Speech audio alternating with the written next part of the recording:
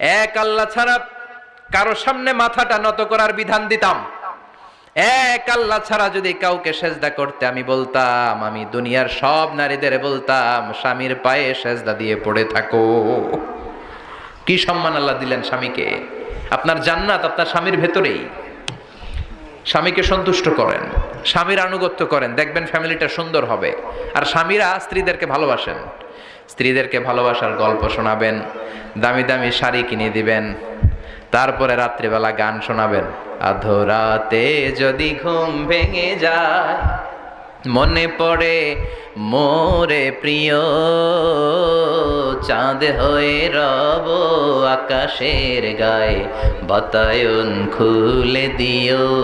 এই গানগুলো শুধু বউয়ের গান, শালীর গান না, বাবির জন্য না, চাচাতো বোনের জন্য না। উল্টা পাল্টা জায়গায় করলে গুনাহ আছে না নাই?